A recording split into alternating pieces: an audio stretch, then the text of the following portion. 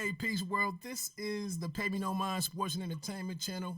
I'm getting ready to get into a interview here with a special guest this morning, Jamel Herring. I'll bring him in just a second.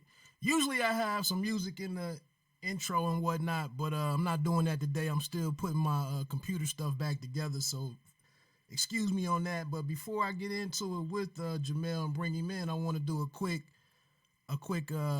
sound check just to make sure how the audio is sounding. So it's worth his time in coming on here, and discussing everything. So I'm gonna bring you in real quick. What's good, Jamel? Hey man, everything's good, man. I can't complain.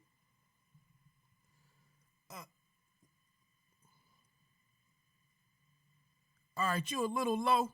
Um, I don't know what else I can do to bring your sound up, but if anybody jumps in and says anything, I'll try to work on it. If people just can't turn their phones up or devices up to hear you, but how's it going, man? Everything's good. I can't complain. Just starting the year off with a peace of mind. Just looking forward to big things this year. Okay, we'll get into all of that here shortly. Let me go on and shoot this link out real quick. Now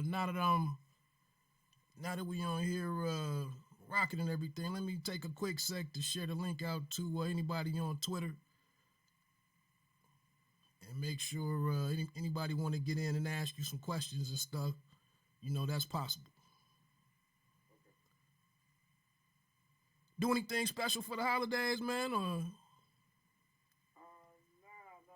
Like I said, man.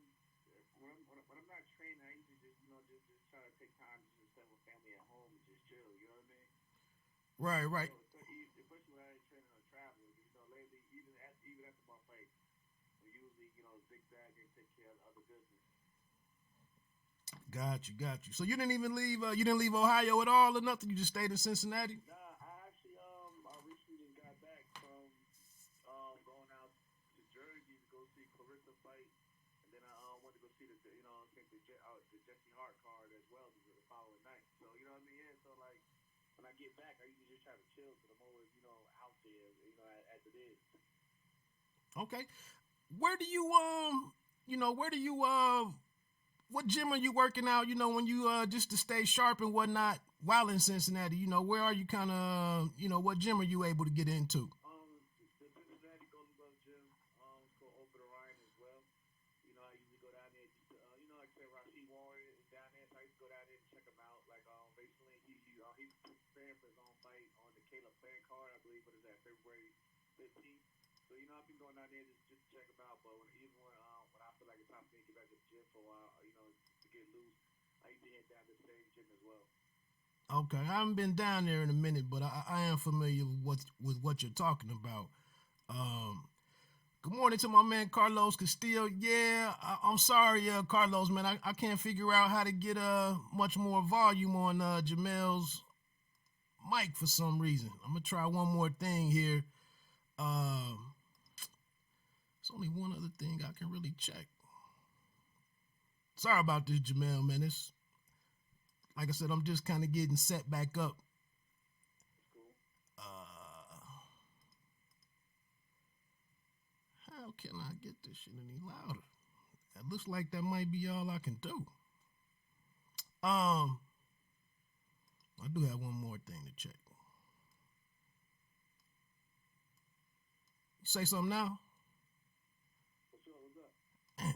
Well, unfortunately, that might be the best I can do, so I apologize.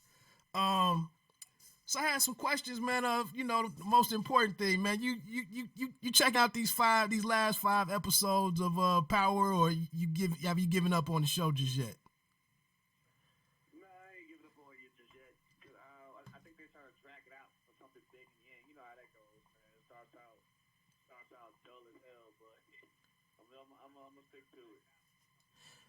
Any disappointments with the first 2 episodes? I mean, they kind of let us know very early, kind of what was the outcome with Ghost, or at least so we think. But they spent some time doing some flashback stuff with some of the other secondary characters and whatnot. I'm seeing different things. I'm just trying to finish this thing out before I move on from it. But any disappointments with how they've kind of rolled out these I five? think I think the most important was the last episode because Yeah, we knew about the sister, but like the sister was never had an intricate role in the whole series. You know what I mean? So to give her a full episode and the way she's going about things, you know, that was I think a lot of people kind of really turned off with what was going on in the last episode. But you know, the Dre episode was pretty straight. You know what I mean? But the last episode was like, you know, in my opinion, a waste of time. Yeah, I think that's kind of what turned me off is we hadn't spent that much time with Paz, and now all of a sudden we learning about her son's future, and all this other stuff, and with it getting down to the last 2 or 3 episodes, yeah, I was a little disappointed in that, but the show has been what it's been, so we'll just see how it plays out. There's actually a boxing video game wish list site that's on here, and their comment was Jamel is going to be in a boxing video game. You know anything about that, or you know who this account is? I believe it's round round by round for round boxing. I know I was like stuff out there. I believe 2 years now. I haven't heard anything new. I know they were supposed to release something um at the end of last year, but it kind of got pushed back. So I myself am waiting to see how that goes. But I mean, like I said, I believe that boxing needs a video game. Period. You know, it's been a while since we even had a decent game as it is. You know what I mean? Right, right. Is that something headed for consoles or something that'll be based on? Yeah. Last time I heard it was headed for consoles. The Xbox One, PS4, and things like that. Oh, okay, okay. Well, thanks for that contribution there to the discussion boxing video game wish list site. Um, you were kind of diplomatic this week on this week's round for round boxing is what they just responded with round for round boxing. You were kind of diplomatic in your stance on this week's big story in women boxing with you know the rivalry between Layla Ali and Clarissa Shields jumping back off. Um, Much ado about nothing, man, or was it good for? Do you think that at the end it'll be a good it's a good boost for women's boxing, or for me, kind of what I'm taking away from it is maybe there's not a real viable plan in place for Clarissa's next move. That could be the truth right there. Like, I just don't see it's going. You know, man. Like, it's going to take. It would take a while for starters. It would take a while for Layla just to jump back in the gym. You know what I mean? Like like she said, she hasn't fought in what 13 years. She's 42 years old, and I believe her weight was close to up there with the 200. Even though she looks great, you know what I mean. But like I said, she still has to come down in weight in order to compete, and or to get close to a catch weight to fight Clarissa at.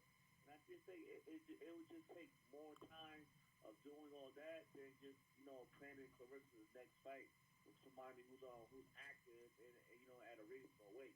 There's girls out there like she used to be with girls like Raquel Miller. They've been itching to fight each other.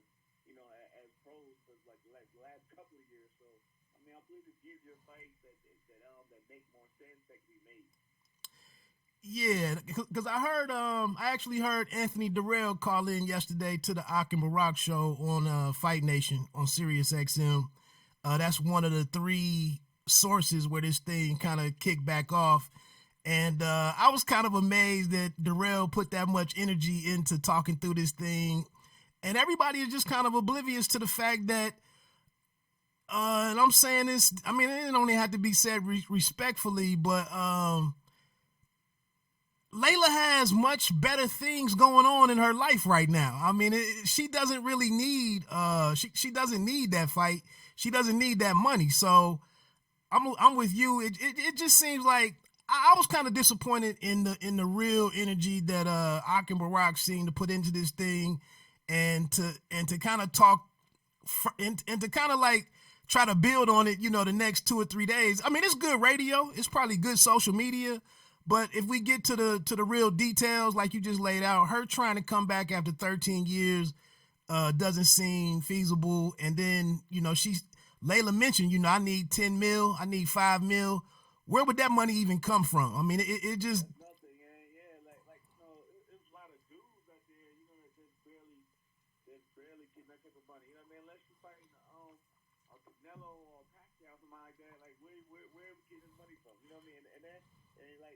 like Layla's asking for like 5 to 10 million. That's for one person. You know what I mean? And then I see, to my sis Clarissa, she asking for just about the same. So, it's gonna be hard. I'm just like, who's going, pick up this money and like, which outlet? Like, man, it's gonna even wanna, to feature this fight. That's you gotta look at the business side of things first for anything. Because we all know, the professional box world is business for anything. So it's like, if everybody asking for like 5 to 10 million a piece, you know what I mean? That right there is gonna cause some issues. Right, right. I'm gonna try one more thing with the audio real quick. See if I can help us out a little bit. I just wanted to make sure I can hear you. Go ahead and say something for me. What's going on? All right, so I can still hear you. Let me see real quick. Say something again for me. Yeah. 1, 2. Okay, that's about as best as I can get it. My apologies, CC. One question that was out there from the chat was Carlos Castillo said, I would like Jamel to address the Javante Gamboa incident. How did he feel about the ref not taking Gamboa's injury seriously and not calling in the doctor in the second round when we saw Gamboa starting to, have some issues with his right foot? I think the referee was definitely inexperienced. You gotta also remember that the fight took place in Georgia. You know what I mean, in Atlanta, Georgia. And sometimes you allow those commissions down there, or in states that are already like accustomed to having big fights. In the heat of the moment, the officials sometimes can mess things up. And I think that was one of the issues. Like I didn't know what was going on. I didn't know they were gonna stop it or what. Like I said, they didn't they didn't bring a doctor immediately. But at the end of the day, I give credit to Gamboa for sticking it out and doing and taking the fight as far as he possibly could, because like a lot of us, including myself, I was giving Gamboa at least 4 to 5 rounds. But he's younger than tough with an injury, and he did what he had to do. But like I said, in terms of the referee, that clearly plays into like those type of states not having big fights as it is, so they kind of mess things up as they go along, because they're not used to they're not used to that type of atmosphere. Right. I think that was a big part of it. And then, but the thing is, we did have Jack Reese, who is kind of, he's kind of become somewhat of a celebrity referee at the moment with the big moments that he's been involved with the last 12 to 14 months.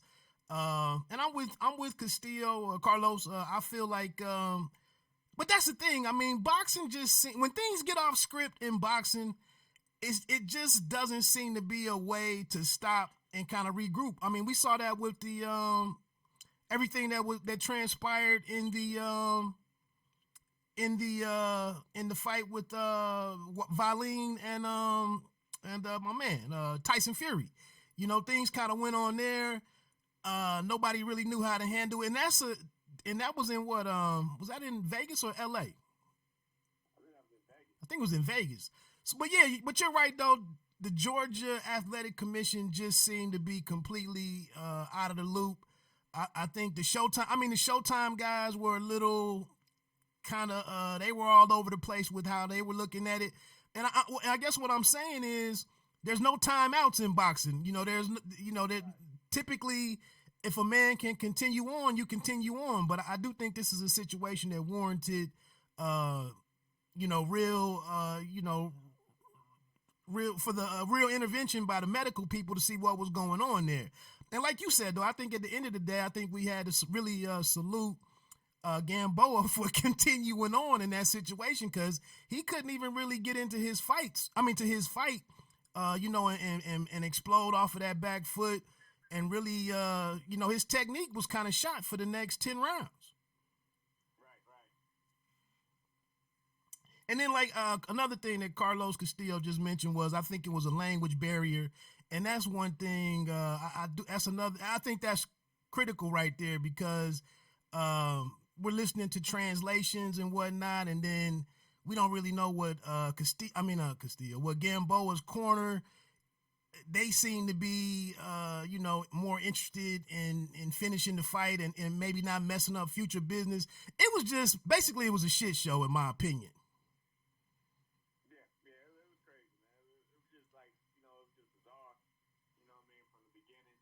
But it is what it is. Like I said, we actually in the end we actually learned a lot from both individuals. Which were if I can say that, you know what I mean. So it kind of it kind of played out. It played out crazy, but like I said, in the end we still learned a lot about both individuals out there. Right, right. So that takes me. Actually, that's one of the questions that I had, man. So, kind of, what's your reaction to the exit of Javante Davis? And good morning, Ronald Finkley, man. What's good with you? Um, what's your reaction to seeing a guy like Javante Davis exit from 130, and then also we have Tevin Farmer saying that his future probably involves a move up to lightweight pretty soon. Yeah, like I said, man, you seen it as well. We both, we're definitely we're both, active on Twitter, especially where all the drama comes first. But like, I've seen a lot of people writing take off, including my bro, Terrence Crawford, about his debut at lightweight at 135 pounds. But I believe that Tank not preparing properly for the fight in terms of like the weight and everything. I think that's what really, that really kind of like messes with his performance overall. So I'm not gonna, I'm not gonna just write him off just yet. But I believe, yeah, he has to, prepare probably a little bit more better in terms of, making weight. Because like I said, man, like I know as an athlete, when you're having issues making weight at times, sometimes those 1 or 2 pounds can affect your performance. And I think that kind of showed the following night. But I also give much love and respect to Gamboa. But everyone was writing him off. Especially due to his age. But he hung in there, and like you said, I don't know if I think I really see more of Tank at 135 to really stamp something on it. You know what I mean? Because I don't know if it was a weight issue, but also don't know if it's if his power carried up to the weight as well. So I think we got to see more of him at the weight, but hopefully he does a better job of making the weight the next time around. Yeah, that's one of the things that's a little disheartening, with some of us that do cover the sport and report on things and try to look at a full 360 of the game. It's almost like Right. to try to hold Tank accountable and try to encourage him and want to see him at his best and want to see him maximize, everything that's before him by being a better professional. But just to come out and say some of these things, you're deemed as a hater, and it's like, nah, bro, I'm just like you just said. That's a valid question for me as I'm watching the game. Is he as explosive and dynamic? Is his offense, world class and truly exceptional at 135, or is it in his best interest to figure out a way to stay closer to the 130? Right, because like I said, man, that weight class is a dangerous weight class as it is, man. Then you got the Devin Haney, Teofimo Lopez's, Vasily Lomachenko, of course. You also, even like people even saying like, a guy like Richard Coleman is still a dangerous guy and contender up at the weight class. And then there's others like the Luke Campbells who has the height advantage and who is big as well. And so like I said, man, it's just a loaded division where you have to bring your best A game to stand out, or you're gonna have to go and quickly make quickly make an exit out of there. You know what I mean? Right, and that's all in some of my comments about it. As Ronald Finkley just says, Tank says he's conditioned, but just waits at the end to get pounds off. Something about not feeling comfortable, I believe. Honestly, a lot of what Tank says doesn't really carry a lot of water, in my opinion. Because at the end of the day, like you just mentioned, when we get to dealing with world class versus world class, there's going to be certain things that separate people. And these excuses really don't come into play when, like you said, when you're in the ring against the Lomachenko, the Teofimo Lopez to a degree, even a Richard Comey, none of these things really matter. It's what you can and can't do, and whether or not you can really execute, at 100%. Right. Um, so any thoughts on Tevin Farmer? I mean, it's like you guys are all over the place in terms of promotional affiliation and network and platform and all of that type stuff. So I mean, you guys haven't really been connected to one another in a showdown of any kind. But like I said, he is a guy talking about maybe if he gets past JoJo to take a shot at Gary Russell Jr. and then maybe go up to lightweight himself. Yeah, man. I was actually kind of like, Ted, my man. You know what I mean? But I was actually surprised when he made that announcement on Twitter the other day about possibly this being his last fight at at 130, and maybe to jump at 135. Because just say like 2 months ago, the division was deep. You know what I mean? At 130, with all you know what I mean? Yeah, like the division was deep at 130 with all these potential matchups. But now it's like they coming and going. Like I can't even really say if Leo Santa Cruz is even going to stay around at 130, 130 as well. Because, he potentially, I don't think there's no way in the world. I think that right now I don't see him fighting. Like you're trying to say that Tank might be able to make 130. I don't see it. So in order to make that fight, they're gonna have to either have a catch weight in between 130 and 135, or just have a full fledged 135. So I don't see even Leo Santa Cruz sticking around as much. So like I said, man. It's crazy. Like going when we were going into the new year, everybody's making these matchups at 130, and saying how 130 was deep. But it's like now now you got guys making pit stops and moving along. Right, right. It looked like it became a very transitive division real quick. Like you said, come in here, see what kind of work I can get, and then move on. Which kind of puts you in an interesting situation from this perspective. You could be facing a lot of younger guys coming up to 130 versus more experienced guys who've been hanging out at 130. Is that any concern with you? With you being in your 34 now? Yeah. I mean, it's not too much of a concern because, like, at the end of the day, like we live in an era where we're not even like fighting. We're barely fighting 3 times a year. So it's like, at a point where you gotta like you gotta pick and choose wisely on your matchups and to get the most out of them. Like we all know that I got a potential matchup with Carl Frampton, of course, in May. And then, maybe after that, hopefully after that, it's the winner between, Valdez and Burchell. But after that, man, it's like I don't really I don't like if I'm looking at what's going on now, I don't really see much that I can possibly, do at 130, especially with the whole thing where, with a politics play, man, it's like you wanna, unify as many titles as you possibly can, but it's like if you got a belt holder over here and another title over on this platform, it's like, man, do you really want to stick around for another year or two trying to make these matches that possibly never gonna happen? I mean, look how long we've been asking the people asking for a fight between Tevin and Tank when they both had title, when Tank had title at 130 as well. And that never happened. So it's like, I never want to be in that situation where I'm just sitting around wasting time. So it's like comes down to a point where you might be getting what you can at. You know what I mean? Even if that means moving back up at 135. Because I mean, we all know I started my career fighting in between, super lightweight and lightweight. So it's not an issue to go back up. Which was bringing me to my next question with the Carl Frampton situation. How was that affecting you? With him needing this time to get together health wise, I think he had issues with both his hands or a fracture with on both of them. How does that affect you? And then does that negatively impact your 2020 outlook in terms of maintaining the activity level that you would like?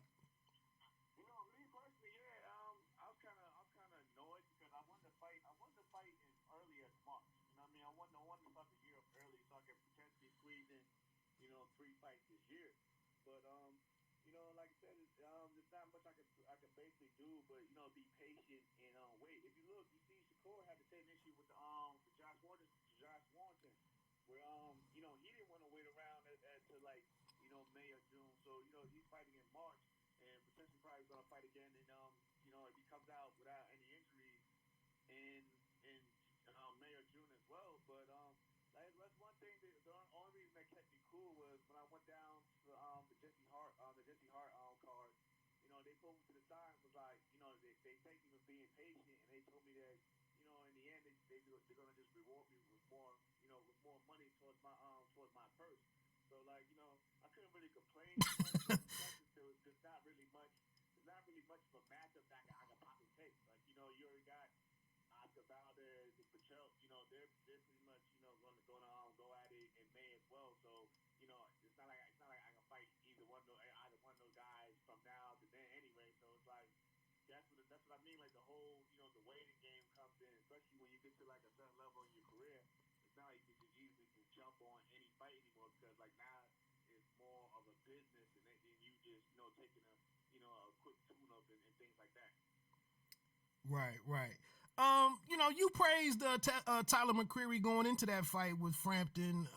Did you think did he live up to your expectations, or did it solidify any thoughts that you had on where Frampton was, or kind of what was your takeaway from that fight? It's crazy. People don't know. Like I was always a fan of Frampton, so I knew when he was triple up. I think I started paying much more attention to Frampton during when they fought Quick. So I always knew that Frampton was a good fighter. I actually thought that Tyler would do more, but obviously he got beat more by experience. Because I was there in the fight. We all know I was there. Right, I right. was literally ringside watching the fight. You know what I'm saying, up close. And there was actually good things that Tyler did when he did get active and let his hands go, which we all seen. Like there was a couple times when he actually hurt Frampton, especially to the body. And then I think like I believe like in the seventh round when he came out firing, he actually he backed off Frampton Right. quite well, and he made him coach. So it's like as an experienced fighter, you gotta look at little things like that. Even for myself, for my own knowledge, if I'm planning on facing this man, I look at the little things that affected him. And Tyler actually did well, but like I said, in the end, Frampton was just too experienced, and too good at the time. But like I said, Tyler, he's still young in his career. He only has like what 16 fights. So you got to give him credit for that. Like he took on a two-division world champion with only but like 16 fights. That's actually his first time going 10 rounds. So I give him that much credit. I'm not gonna knock him down. That's my boy and everything. But like I said, in the end, it was experience that really beat him because he had enough power.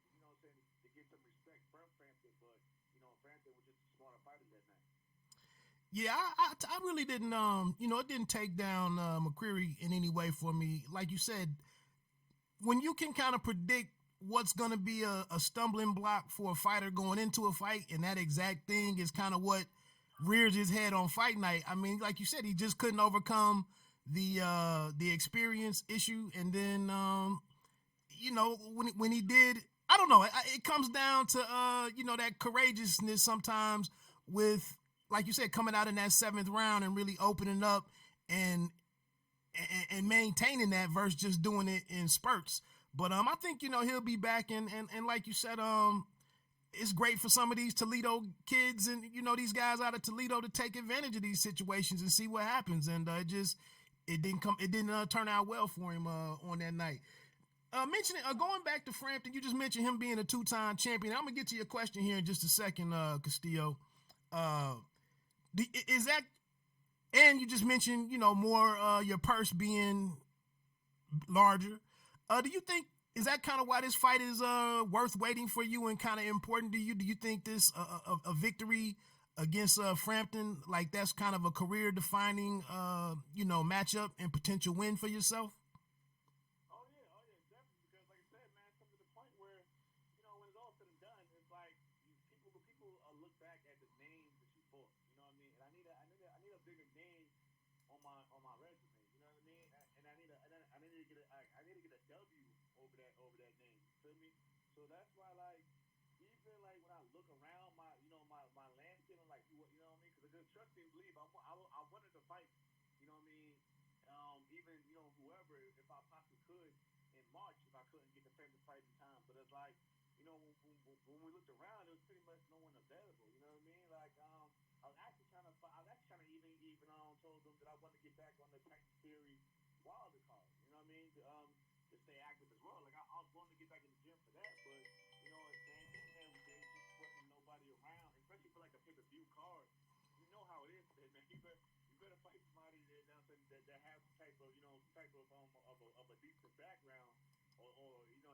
probably gonna bring you down even further in terms of your career because you know, like I said, people are already knocking the undercard for that pay per view as well. So it was like when I looked at it, and it was like you know I can't do nothing but just basically sit around and just be patient and wait. Right, right.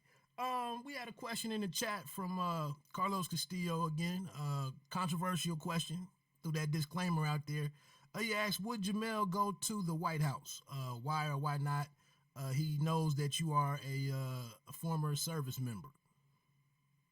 It all depends, man. Like, I don't really like it's like in today's world, man. It's like dealing with the politics. You know that can even that can leave a certain perspective and image on you. You know what I mean? Like, I really like truthfully, like I really don't care too much for what I'm saying who's in the White House with Trump right now. I really don't I really don't have much of an opinion on him. But like to avoid all that, I probably wouldn't go. You know what I mean? Like I already been to the White House, after the Olympics and everything, so it's like I already been there and done that. But like, let's have like a legitimate reason to go in terms of like this, and my reason will have to be like if it's gonna help people out or like if I'm trying to get a point across to help others. That's the only reason why I would go. But if it's for like publicity, I don't see any point in me going out there. You know what I mean?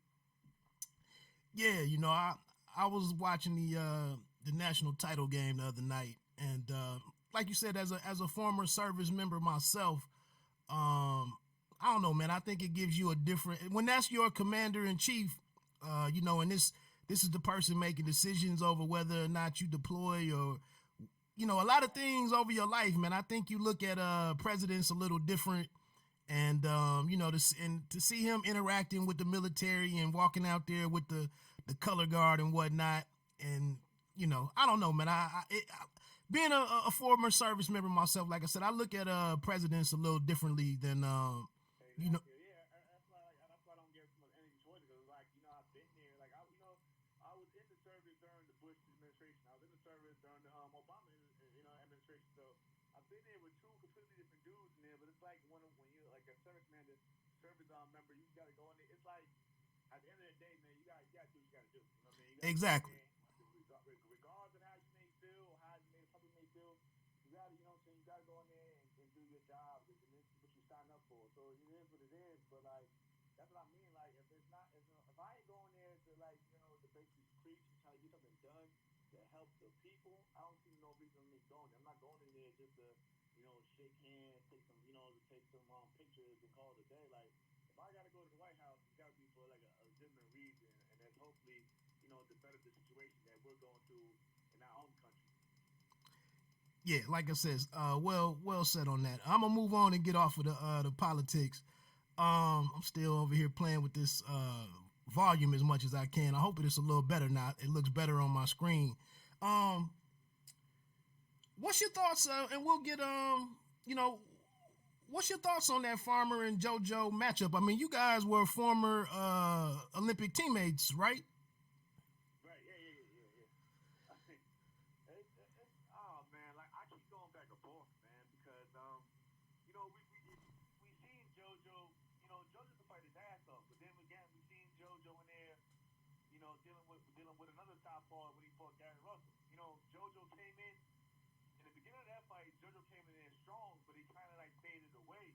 And like I'm not saying like Tank probably. I mean Kevin obviously doesn't hit maybe as hard as the Gary Russell, but like the dude, he comes in, it seems like he gets better as the fight goes on. You know what I mean? And it's like one of those things where if JoJo, fades out, Tank is just going to keep coming, keep bringing the fight to him.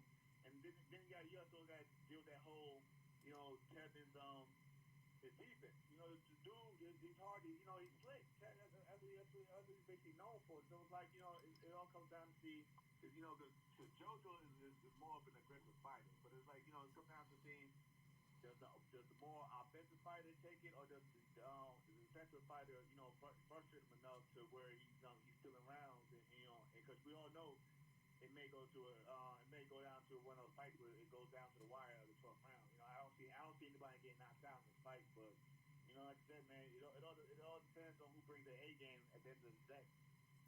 Yeah, it's kind of my most intriguing matchup of January. So Matter of fact, and let's get to it's kind of disrespectful in terms of that card, bro. Because we haven't like I don't know, like I usually watch everything, but I don't think I've seen a press conference for that fight yet, and that's probably one of the best fights on the damn card. But they got they got a damn press conference for YouTube fighters that we really don't care for. You know what I mean? That nobody we really don't care about. But it's like how is that a world title fight that has that has a good build up behind it? Because we all know they have history. They don't get along at all. But like, how is that we still haven't seen a press conference for that fight, or really haven't heard much of it? Even through the network. Like, for the most part, if you look at it, only the hardcore fans know about that fight. But like, you know what I mean? So of course we know about it. But like, in terms of them building it up, I haven't really been seeing much on it. I kind of feel like that's kind of a disrespect towards this because Tef is a world champion. JoJo is a world contender. But like, I just feel like their fights getting overshadowed by fights we really don't care for. Yeah, I will. I mean, that's a great point, and I really hadn't thought of that. That where is the press conference, and that's kind of one of the issues. With the DAZN situation is they don't have a linear TV platform to do this, to handle this. Awareness on fights like this. And then I don't think it seems like they're shifting some things on what they're doing on their YouTube channel and what they're doing on the app with build up to fights. I guess maybe LeBron and Maverick didn't pick up that phone, to do a little production, for this fight or this card. So I don't know. That's something that I mean it. Like, and it's no disrespect to the zone because they do put on some good fights at times, but it's like you can clearly tell, like at this point right now, their main focus is getting is basically getting subscribers by drawing them by any means possible. If you look at it, man, we all know Logan Paul, they got millions of YouTube followers, so they're trying to bring that audience to the zone, and I'm not mad at it. It's business at the end of the day, but it's like, let's not forget the whole purpose of your platform to begin with. You know what I mean? And that was to bring more attention to sports and everything as well. And boxing being one of the main sports in the zone, in my opinion. So it's like, there's still there's still room for you to at least try to get the more important fights out there. It's bad enough that I've seen that they basically bucked down Kevin and JoJo's fight from the co-main event, you know what I mean, to the basically like the opener, and I felt like that YouTube fight, that fight could have been opener, man. And their fans really believe in them, and they have a real strong following from YouTube. I believe the fans were gonna watch it regardless of if there was a co-main event or not. But what I'm saying, to move a world title fight from the co-main event to me was just disrespectful. Yeah. Now you've been on. Haven't you been on, or haven't you called into the Akin Barak show already? Nah, I ain't called in yet, but I damn sure need to. I think you were scheduled. You were scheduled to call in though, right? Nah. I thought the first week that they were on, I heard them talking a couple of times where they were trying to get you on the line or something, and schedules didn't match up or something. So I never got the point. No one ever formally reached out. But I would have done it. Speak my my opinion on it.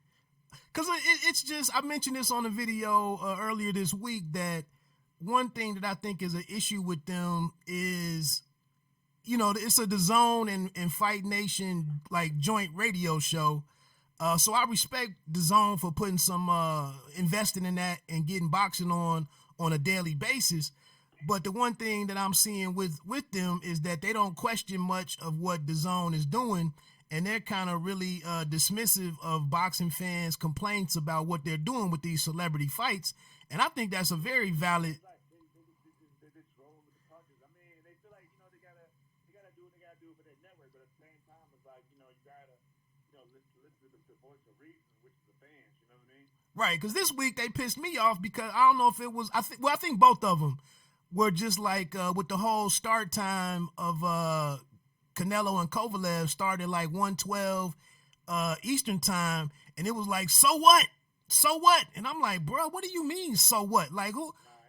Yeah, ain't no so what on nothing like that.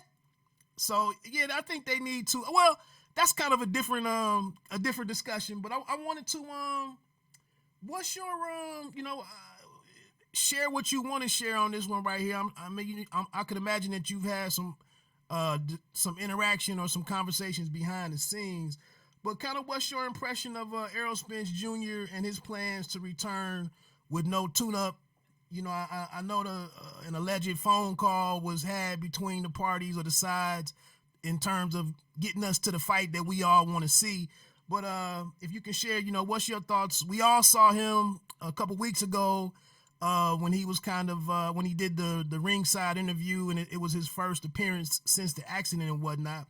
But what's your impressions about what we could see once he does return to the ring? Man, a lot of people don't know that, but like, I got trained with Bud, but I'm also close to Errol and his family. You know what I mean? So, most of the times, like the voice of reason in between those two, I just keep a lot, to myself. You know what I mean? But like with Errol, it's I don't want to see him jump too fast into another tough matchup. You know what I mean? Especially if he doesn't have to, because he may feel good today, but we won't know how. He may not know how his body reacts when he gets to the heat of the moment. Like you can't see him basically, what I'm saying, going from an injury, like that, with a life-threatening injury like that, until like let's say like a hard-ass grueling fight with a strong opponent. You know what I mean? That's just a toll on your body. You know what I mean? That fight alone, I know, took a toll on his body. Before the accident. So can you imagine, how he may react to, a fight like that now? So I feel like, when he was saying that, he doesn't want any tune-ups, I was telling him like, yo, bro, man, take your time. You know what I mean? Like, God bless that you're here, but like, it ain't no rush. And plus, like, as a fan of the sport, if he does fight Bud, I'd rather see him fight Bud at his best, because you know how it goes in boxing, man. Say like he fight Bud and Bud wins after this whole incident. You know what they're gonna say? Oh, Errol was never really the same after the accident. Blah blah blah. So it's like, yo, you know what I mean? I'd rather see them both fight when they're both at their best. So I'm trying to tell them like, bro, just take your time. But at the end of the day, I wish them nothing but success. But that's just my opinion, you know what I mean? But actually coming from somebody who actually love the dude, you know what I mean? Watching the Twitter beef situation happen and the energy that went into that and kind of us hearing more from Bud, somewhat uncharacteristic of him.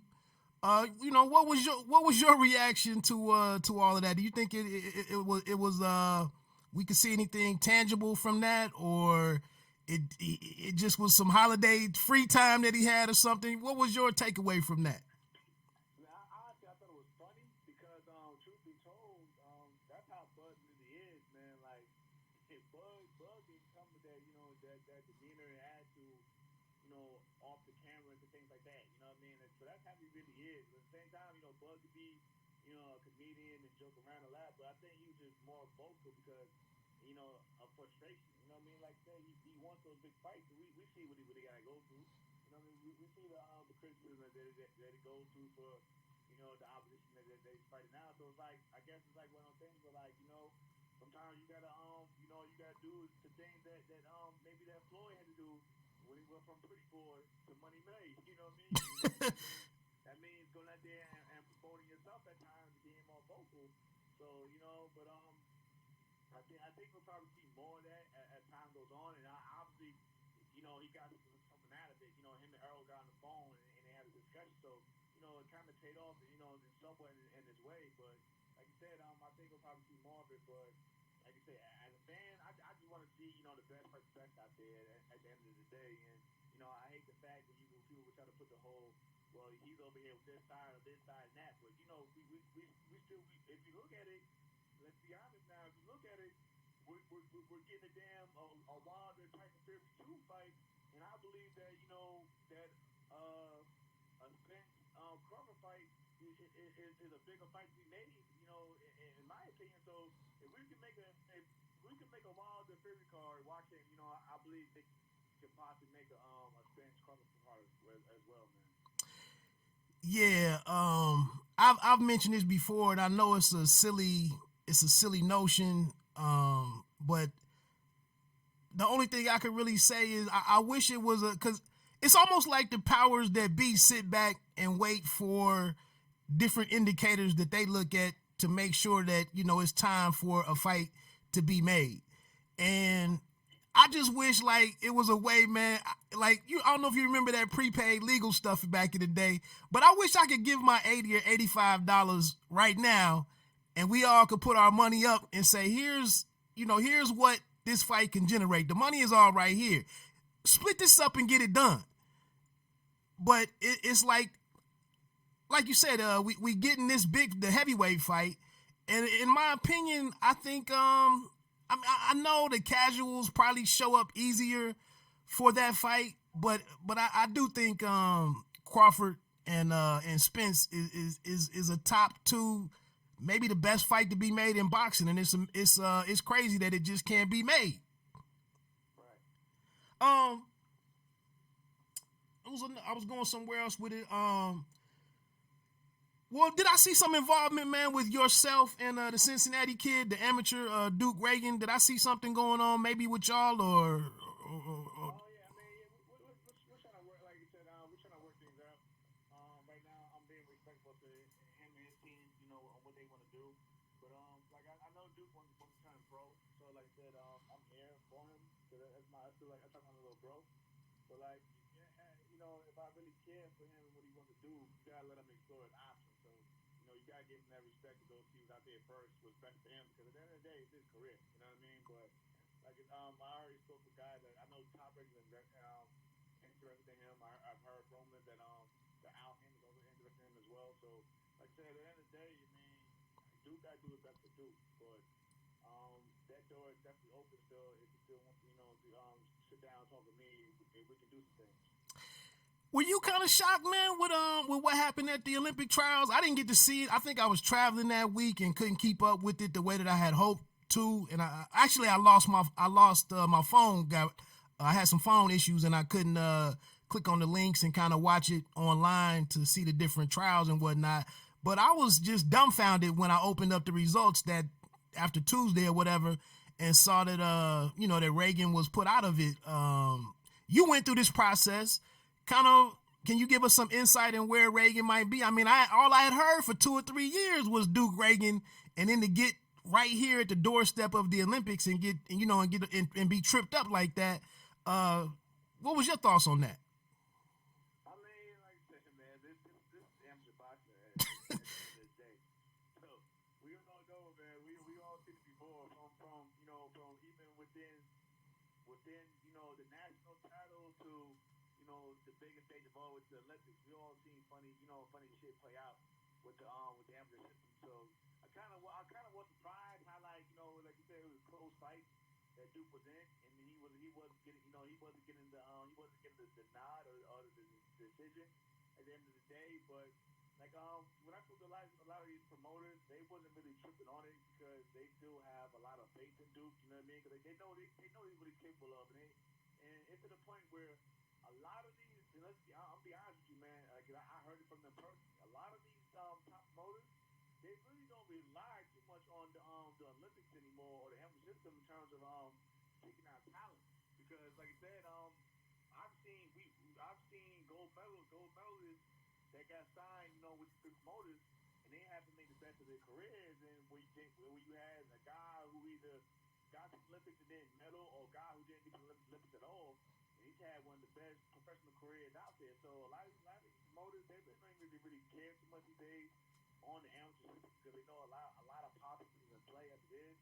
So they basically go off, what they see from from their experience, and they basically do an eye test when it comes to picking talent. So once I spoke to Duke about it, and other fighters as well that didn't have a good run at the Olympic trials, they kind of got a better sense of hope for their career in the future. But like I said, man, for the amateurs these days, you really can't go off of that and decide he's going to make a big impact in terms of the pro game.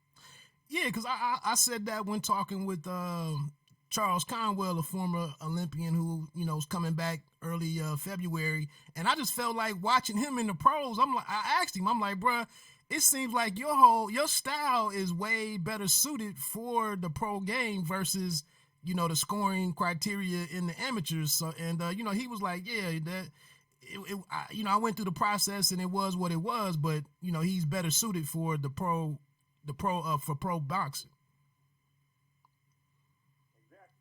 Exactly. And now, I mean, he just made Ray Fields top 10 prospects going into 2020 and whatnot. Question in the chat from Ronald Finkley. He says Jamel Herring scheduled to defend his belt. He said he has a question. Do you have a name for your championship belt? I think Jared Hurd had named his or something, but do you have a name for your championship belt? I don't have a name for my title. Main thing, my belt is basically like a birthday gift to my daughter that passed away. Because we all know that I won my title on her birthday. So if anything, my belt basically symbolizes my sacrifices and my hardship that I had to go through, and it's basically my gift to her honor. But I don't have a name for my belt. You know what I mean? Right. You were formerly on with PBC where Caleb Plant is, and you guys kind of have a mutual situation there, man. Did you guys ever talk about that while you were over there? In terms of what? Did you guys ever speak on losing a child, going through that ordeal? Oh, me and Caleb, nah, it's crazy. We never actually really spoke on it. I mean, when it happened to Caleb, I reached out to him, and sent my, condolences, prayers, and everything. But like, me being a father, I know, how it is to lose a child. So I didn't really, sometimes you just don't really, bring them even your, those old memories on yourself. So you kind of like steer away from certain questions and ask certain things, and but at the end of the day, you still give your support to Caleb's my boy, man. Me and Caleb, we go back to I think like 10 years now. I've known Caleb, so I've known Caleb for a while. But like eventually I just sent my condolences, let him know that my prayers with him, and left it at that. But we really haven't really sat down and like spoke on our experiences with that type of situation. Okay. I just know that's kind of been one of his major motivations, and he kind of had a similar thing when he was able to get that belt from Uzkategi. Was it kind of fulfilled a promise, and that he had to his daughter. I believe her name was Aaliyah. Yeah. I think so. I only got a couple more questions, man. Anybody in the chat, if you have questions, feel free to weigh in. I'm not trying to hold up your entire day. What was your assessment of your dude, Steve Nelson's win over Kim Chilik, man? I really, I thought I saw some improvements in him. Not that he was a terrible fighter, but I mean, he's another guy coming to the sport a little late. He's a guy he's one of those great stories. A guy's getting into this thing. You have a friend such as a Bud Crawford, one of the best doing it, and you get inspired and go in there. I know he did some stuff in the military, I guess, boxed in the military and whatnot. But That's why I met him. He's an army vet. He's an army vet. okay, but he looked he looked damn good last week. Yeah, I mean, of course, there's always room for improvement because I know what Steve's capable of. I mean, we all train together, so I definitely know what he's capable of. But like I said, he looked good. He did what he had to do. He got a stoppage. Even though even a lot of us, even on our side or our end, we felt that the stop was kind of premature. But at the end of the day, you gotta understand who's in that corner. My man Buddy McGirt. Me and Buddy are real cool because Buddy being a Long Island native as well. And we all know what Buddy had to go through last year losing a fighter. So, Buddy is at that state where, like, he's going to be quick to pull that trigger if he has to. Especially if this fighter, you see that his fighter was down pretty much every round. And it was like, only way he was going to win was by knockout. But instead of, continue, having him suffer, Buddy just, pulled the trigger. But in terms of Steve's performance, he did a good job. I was actually surprised that going into the favorite, Steve wasn't even the favorite. He wasn't even going into the fight. He wasn't even the favorite. Right. He was underdog, which is crazy. Right. Like I said, man, he went out there. He did what he had to do. He got the W, and at the end of the day, both men went home, to their families without too much injury. Yeah, I think what Buddy was saying, his guy get caught so cleanly so much, it wasn't Yeah, it. exactly. He was taking a lot of clean punishment. It's like, we all know, man. It only takes one. Like a touch a day. You know what I mean? So it's like, there's so many instances going on, back to back to back. You know what I mean? A lot of these trainers, they're willing to pull the plug before, the referee had to step in because, we see them, man. It's not referee. Let's just continue and go on, man. Even when we say like, hey, man, this fight need to be stopped. You know what I mean? But the referee times just let it continue to go on. Even, I mean, look at the Gamboa situation, man. Like, a lot of them thought, oh, this man can't say he can't walk. He's trying to pull the plug, but the referee knows it's like, hey, let's go.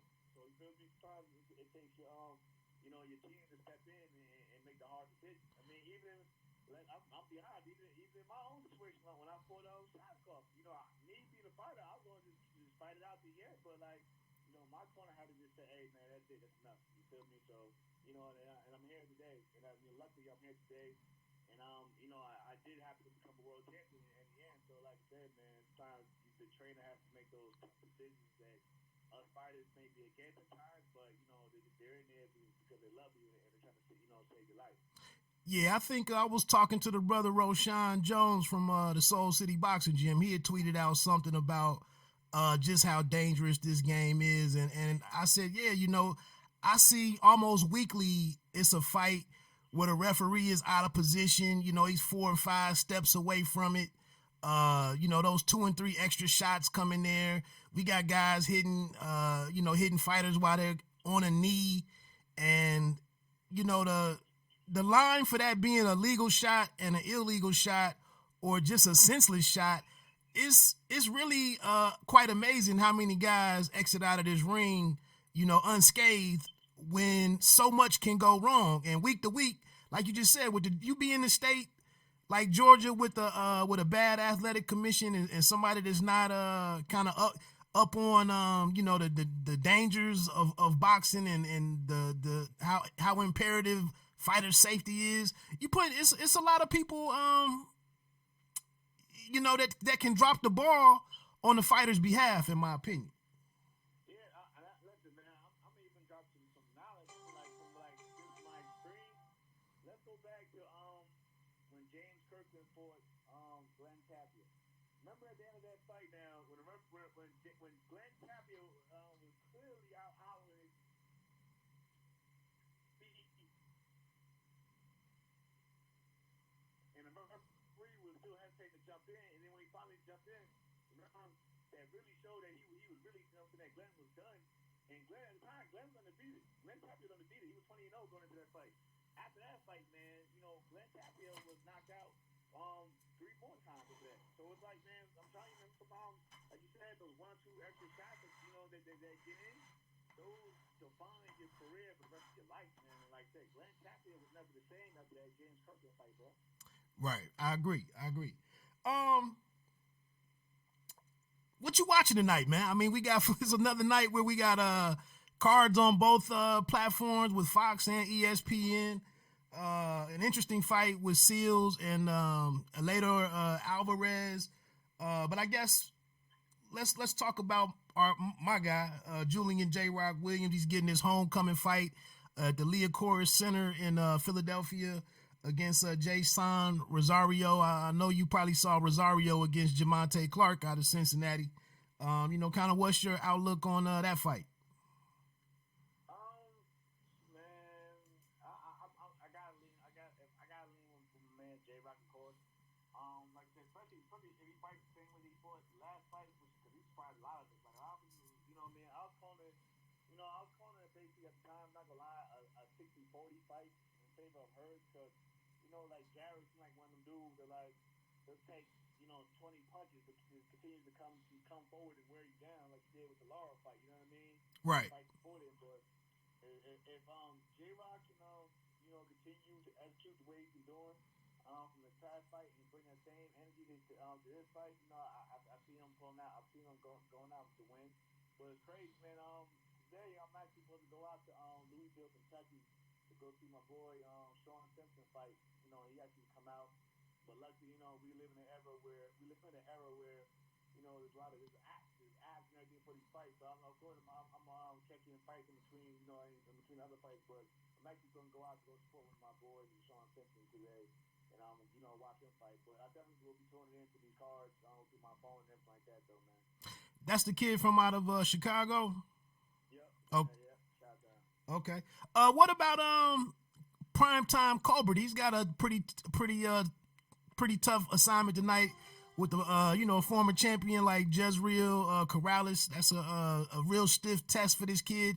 He's been one of the guys along with Richardson Hitchens. That we're seeing that's been on these undercards. He's kind of moving ahead and taking a step up.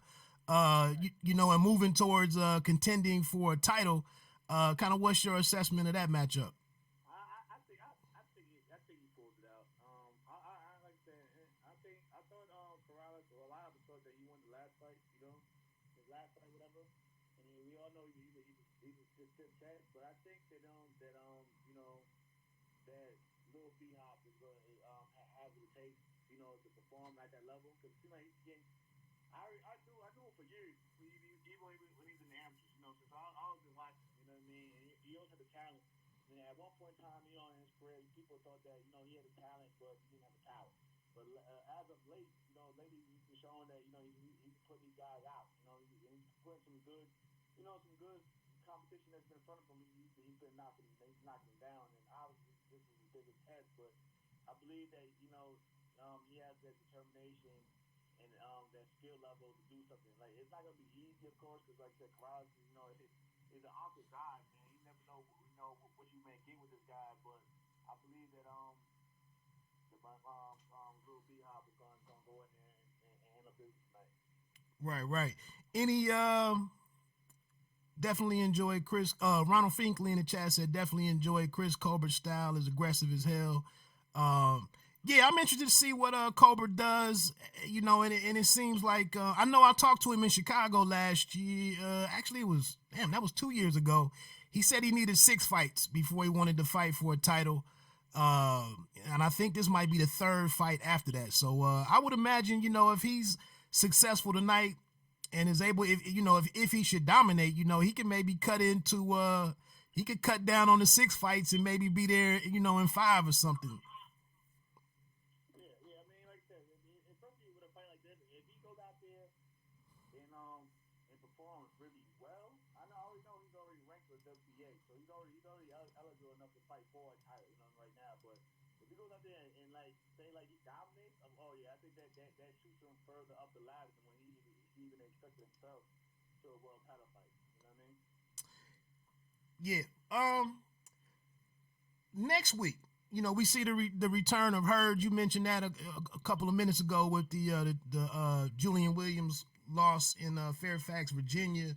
What insight could you give us, man, in terms of Hurd's changeover to his new coach, Kay Karama? You switched over from Stafford to Bomac, Brian McIntyre. What can we expect to see as he works his way back to the Julian Williams rematch, which I think he came out maybe in the last 48 hours or something and said that is a priority for him. He does want to stay at 154.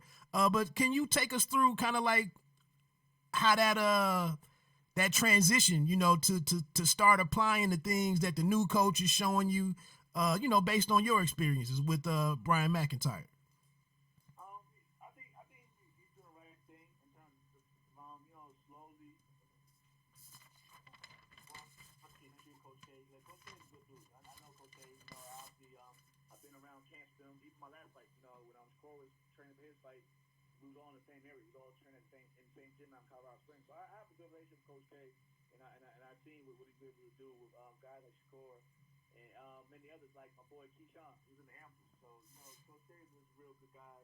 And Jared made a good move on to Coach K. So I believe he's making the right move in terms of slowly building that relationship with them. Because like I said, you have to have that chemistry in order to be successful. Like there's a lot of great fighters out there, but you can never see like a Floyd Mayweather working with a guy like Freddie Roach. You gotta have that chemistry where you guys on the same page. So I think Coach K is a good move for Jared, and I'm looking forward to see what he does. And like I said, I was surprised that Jared said he was gonna stay at 154, but at the same time, I noticed that Jared has now has the same nutritionist that I actually have as an athlete. So if I'm over here making 130, you know what I mean? I can fight at 141 the amateurs and things like that. I'm sure that Jared, he can still make not only 154, but actually make the weight and be strong at the weight, with the nutrition. So, like I said, Jared made a lot of key moves under the radar that's going to play a big part in his career moving forward. So with that, getting the nutrition side and managing the weight, just kind of, can you walk us through? I mean, Francisco Santana's a pretty solid opponent. He's a determined guy. This is a very important bout for him and what he's trying to do. So what's like? Can you give us an idea of like I said, with some of the stuff as you were trying to switch from pointers and tactics and strategy and whatnot that you were getting from Stafford, switching over to the things that Bomac is pointing out to you? Kind of what will Hurd be going through?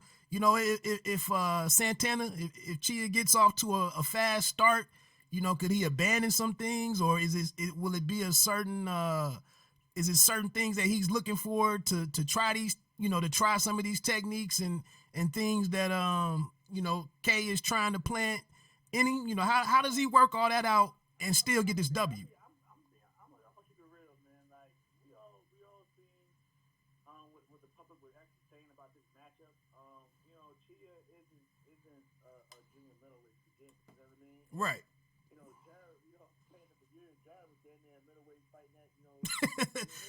Right. So like, I don't think this fight here will determine if things get hot in there, how would Jared react.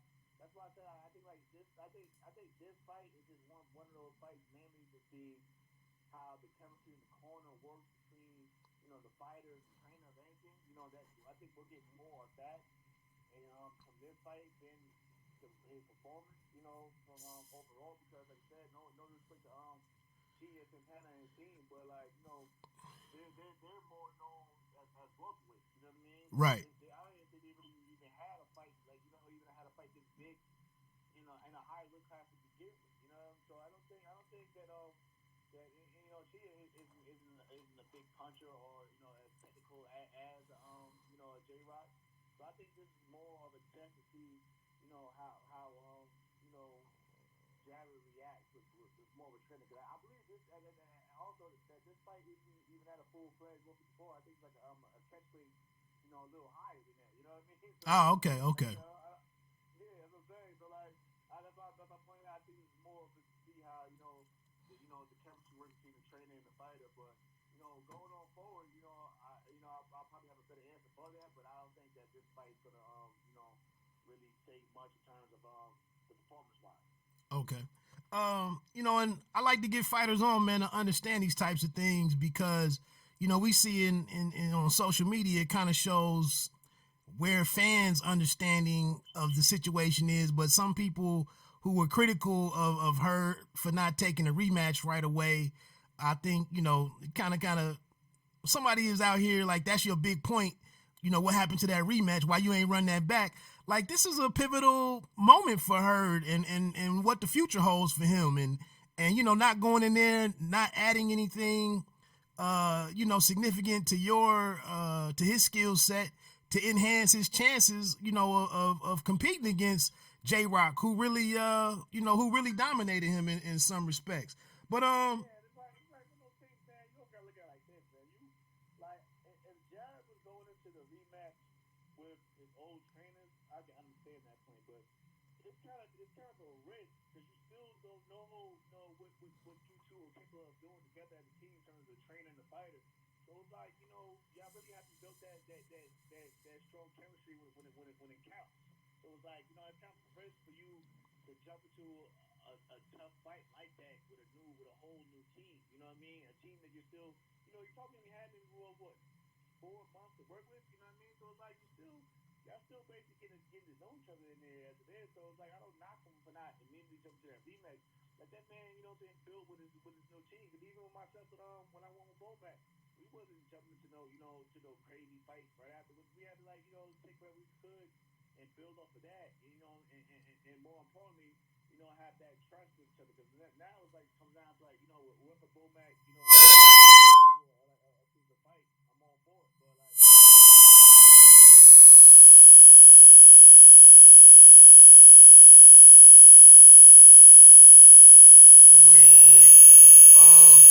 only had two more questions, man. So anybody in the chat, if you do have any questions that you want to ask, jump in with those and let me get those out there before we wrap this thing up.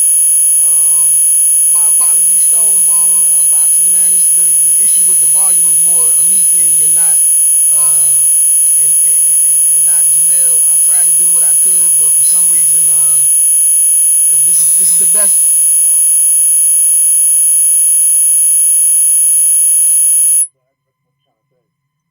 Can you hear me better now? Okay. Okay. So yeah, my bad, Stone Boxing, man. I'm just trying to do what I can.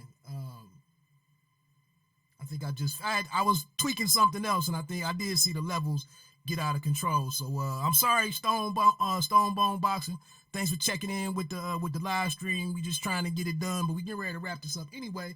I guess oh well, one question, looking at it from a football situation, we see college coaches struggle with college style. I mean, from making the transition from college football to the NFL and whatnot.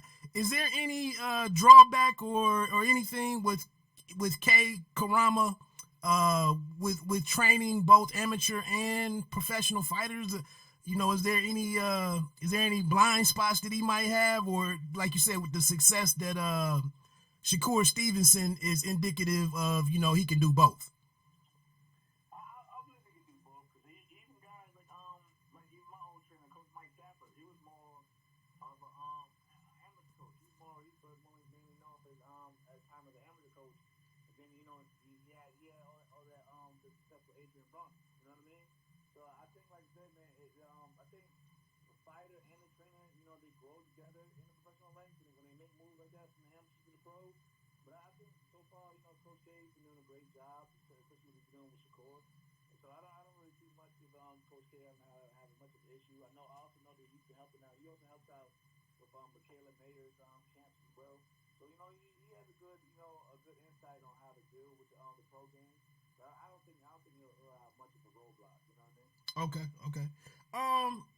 I saw some reports. I saw it two times over a few weeks. The potential for Bud to go up to 154. I think a story was published out there about Golden Boy reaching out about the Patrick Teixeira cat up at the WBO champ up at 154. I know Bud is in a tough situation on this next fight or whatever his next fight would be.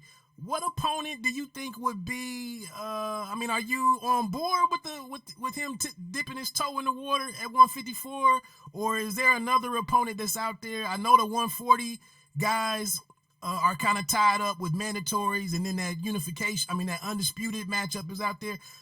From your, from where you sit and looking at it, man, what would be an acceptable opponent, or do you want to see them explore Porter and Crawford? I'm gonna say this. I'm gonna shock a lot of people with this one. Right now, I don't like. I'm okay with him going 154, whatever, to grab another title. But from what I know and from what I've heard, I don't see that happening because I heard that as of late, there's actually a big name that we all know who's willing to who said they want to fight Bud.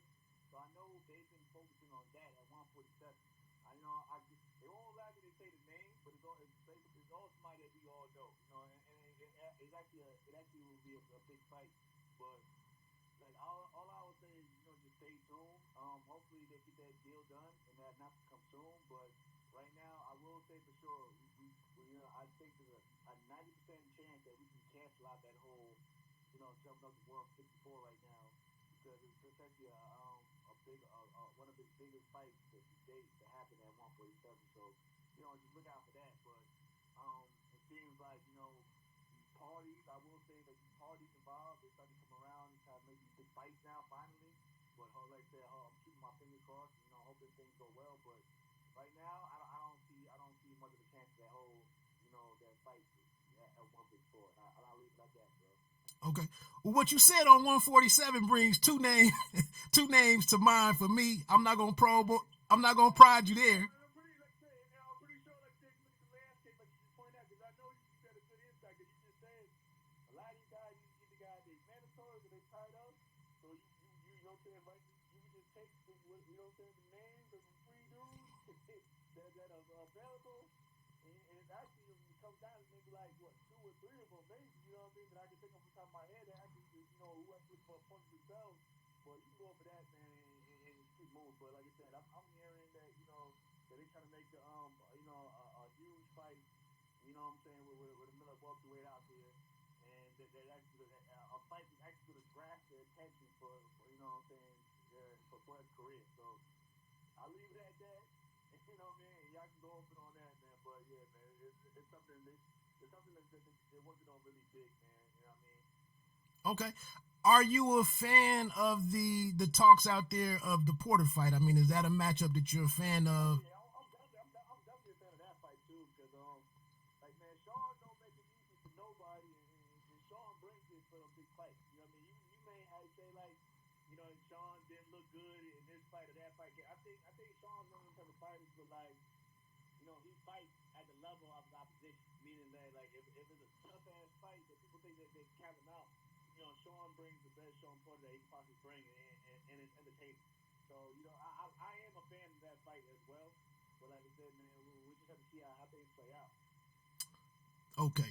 My very last question again, if there's any questions from the chat, I know it's only a few people in there, but if you do have a question, you know, put that up there and I can get out there. I guess my last question, man, I know you're a big fan of the sport. I see you, you know, at a lot of the fights and supporting different people. I see you working with kids behind, you know, with the younger guys that are coming out to the camps with you and Bomac and Bud and whatnot. So I see you doing your part for the betterment of the game.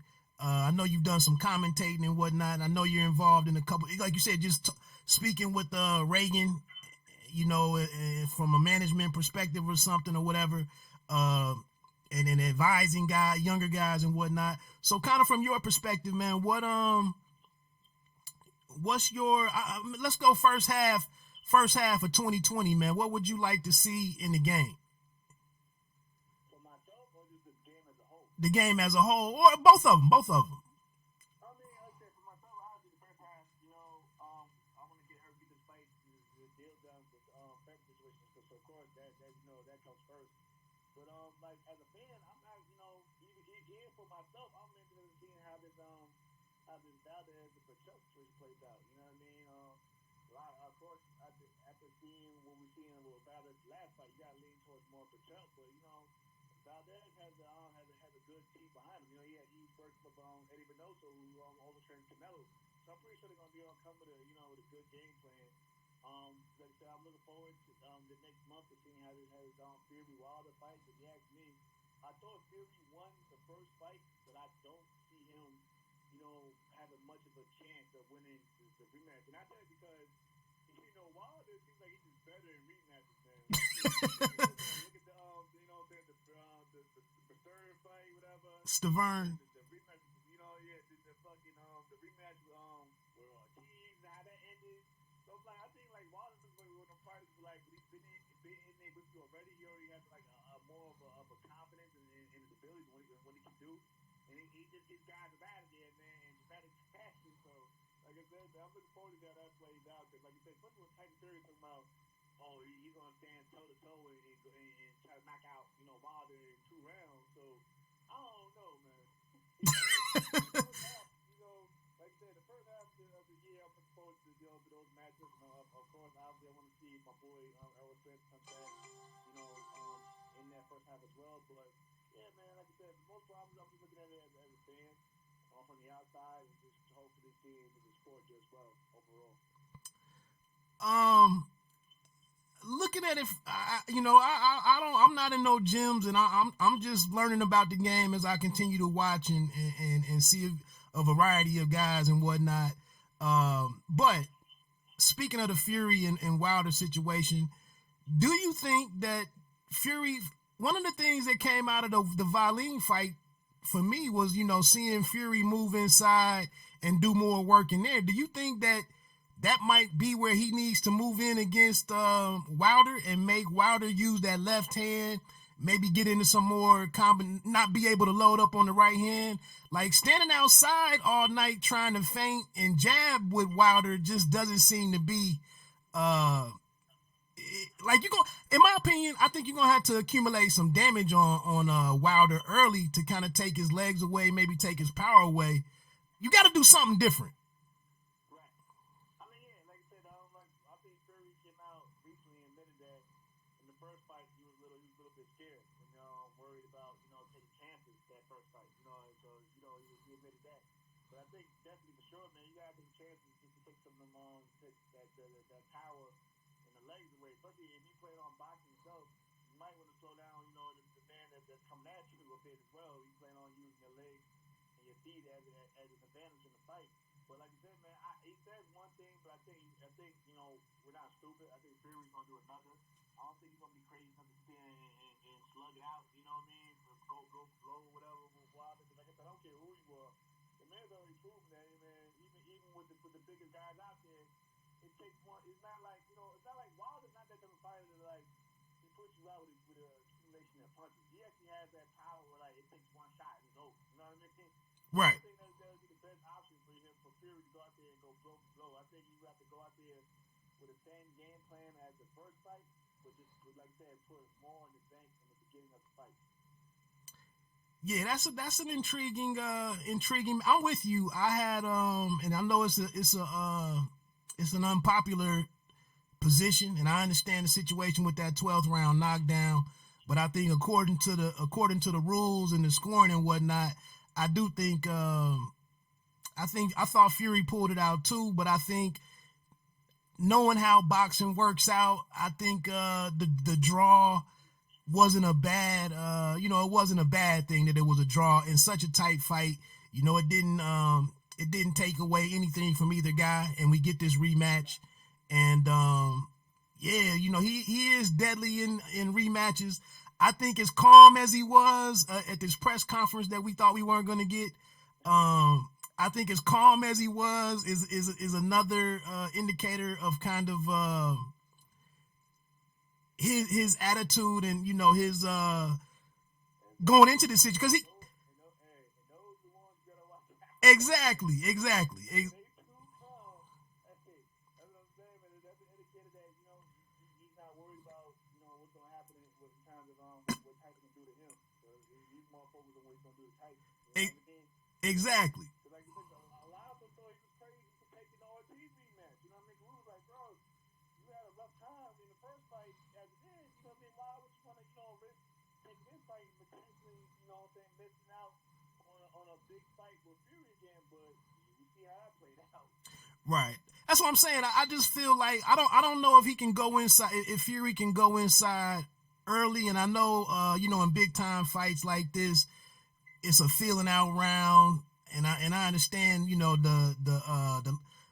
the most times guys want to stay outside, make sure they can pick up on timing, so on and so forth. We just don't see in these bigger fights. We rarely see that type of inside fighting early. But I'm just saying for him, I don't think he can come out and give Wilder the same look for 2 and 3 rounds in a row. Like he's gonna have to change it up, and because he doesn't have the power to stop Wilder in no 2 rounds. So that's absurd. But He trying to go up on I got 28, 23 knockouts at 20, something like that, whatever. But like, bro, there's levels to this, man. I'm like, nah, like I said, I don't think it either, man. I think like more like we've seen it. Fury's more of a tip cat fighter, you know what I mean? Touch and go, you know what I mean? right, I never seen him in there. I never seen him as of late going there and just knocking guys over. I mean, look at the last fight, man. Like I thought, that's nothing. When you look at Fury's last 2 opponents compared to to Wilder's last 2, it's like night and day. Like you say what you say about Dominic Brazil, but I think he's better fighters than the last 2 Fury fighters, opponents. And then, like you said, Wilder also went there again with Ortiz. A lot of us thought that was crazy that we didn't give a free match to. So it seems like Wilder's probably a lot more confident in terms of the opposition that he's coming off of. Regardless of what you may say about his technique and how he fights and yada yada yada. In the heavyweight division, that shit don't matter, man. Because like I said, man, I don't care how crazy he may fight. He has it where it takes just one punch and he preaches it. right. And plus, I had some heavyweights on the show who were in camp with in the Wilder camp ahead of the first fight, and I didn't know it at the time, but both of them came on and they kind of corroborated the situation that it was something going on with Wilder's right hand. He wasn't able to use it through camp. I had Stephen Shaw on from St. Louis, and the New Zealand cat. Uh, Junior Five. Both of those guys were in camp, and they mentioned these things, and so it's not a story that Wilder and Finkel are putting out there about the issues that he had leading up to that fight. So yeah, I don't see Fury having much of a chance, and like you said, I really don't think he did himself a service in facing the two guys that he faced, while they were trying to build this rematch up. Who is the fighter, man? Like I said, I know you watch the game very closely across all the divisions, man. Like, well, actually, let me finish with this one. You were like you mentioned, you were up at super lightweight and you were at lightweight, man. What do you think right now with all the names that are in between those two divisions with Lopez, with Teofimo, Haney, Loma's up there, all the guys at 140 with Taylor and damn, I can't. Oh, Ramirez.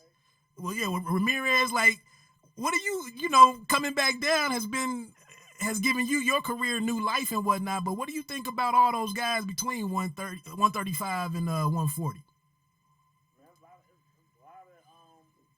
there's a lot of crazy talent going on, and it's crazy because of obvious. We always pay more attention to like the divisions like the welterweight division and even the super welterweight division at times. But it was like you point out, man. There's a lot of good talent and a lot of good fights that we made just in between 35, 40, and 30. You know what I mean? So there's a lot of fights that could be made in between these weight classes. But and that's why I pointed out with Pink's situation, like he has to make some changes in terms of his conditioning because if you plan on taking fighting these other 50 fighters, man, you got a lot of these guys are younger, like you said, they're young and they're hungry or they have the experience factor with them. So it's gonna be interesting. Like it's not a clear cut guy to choose from. I mean, yeah, people I was going even with the Lopez situation. A lot of people thought that he didn't look so well against the Japanese fighter, but let's be honest, man. When he fought Richard Coleman, who's ever like we see Richard Coleman where he's had both of his losses came close decisions or whatever like that. But like who we haven't seen where Richard Coleman was put out in 2 rounds like that ever. You know what I mean? So like you gotta give even Teofimo a shot at doing something against Lomachenko because we've seen Lomachenko get put down. You know what I mean? Against Linares at 135. You know what I mean? And like people say Linares is probably over the hill. So after he comes, like I said, these younger guys, man, they're dangerous as well, man. So you gotta like I said, I think everyone had a shot of making a big splash in these divisions. Got you. Very last question, man. Definitely gonna let you get out of here. I know it's a Saturday, man. And I definitely appreciate your time and coming on because I hadn't had a chance to talk to you since you picked up the title and whatnot. You've been moving and shaking, and I kind of don't like trying to manipulate people's time and whatnot. So you're a top ranked guy.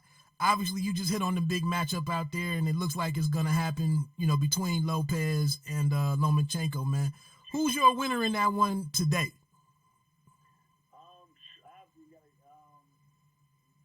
People gonna lean towards Lomachenko, but I'm actually giving Teofimo, a good chance of surprising and making a surprise. I mean, if anything, Teofimo probably get if anything if he does get the victory, it's because he gets outboxed because Lomachenko is still a crafty dude and you gotta give him respect. He's a crafty dude and he's skillful and he knows how to use the whole entire ring. But like I said, Teofimo and his father has been vocal over the past year. Like they haven't been, they haven't been bluffing. And what I mean by that is, a lot of guys you see, man, they'll use your name to build their career. But when the time, to fight, they got all the excuses in the world on why the fight can't be made. At that time, we see it all the time, man. But like, Teofimo and his father, when they won the belt, they could easily be like, oh well, we want to take,